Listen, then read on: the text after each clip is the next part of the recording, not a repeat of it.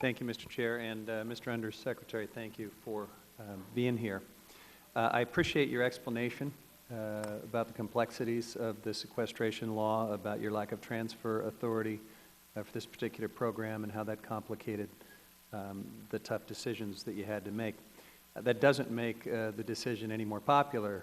I am one of the members who signed on to the bipartisan letter expressing concern, and as much as I can appreciate the bind that you were in, I still don't like the outcome.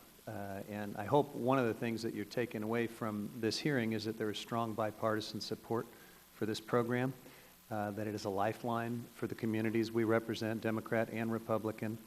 And frankly, my hope is that you will agree with us that the idea of a retroactive refund for these communities that have no cash reserves, that receive these payments and immediately made financial commitments, that don't have the flexibility or the capability to pay this money back, that you will find a better way, whether that is through the Secretary of Treasury or whether that is coming to us in Congress telling us what you need to make this right for these communities that just can't absorb this kind of a retroactive hit. I appreciate the fact that you have produced, contrary to some of the insinuations, you have produced thousands of pages of documents. You have agreed to make other sensitive documents available to the committee for in-camera review. CRS has concluded, based on all of these documents, that you did have sufficient legal basis for the decision you made. Again, doesn't mean I like it. It doesn't make it any more popular. But I think where we may differ here is that the lack of evidence of political misconduct is being interpreted by the majority as evidence that you're hiding something.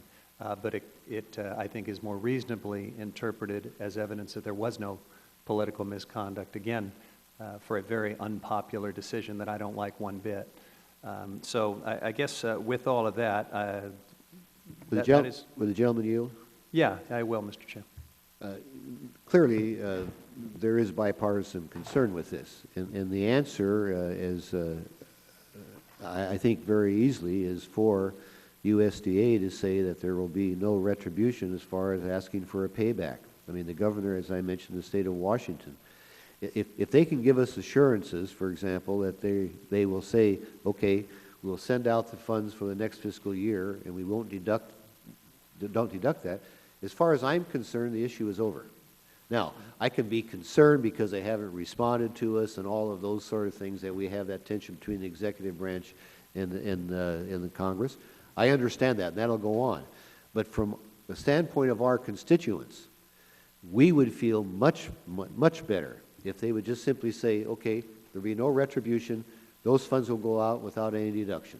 And I thank the gentleman. I think the gentleman agrees with me with that. Absolutely, Mr. Chair. Yeah. I do agree, and I'd be delighted with that outcome as well. But I guess I would just say that if the department needs Congress to step up and provide some authority so that that can all happen, we need to step up and do our job and partner with the administration and make this right. With the gentleman will yield, the mere fact that there's a gray area would suggest that that doesn't have to be done.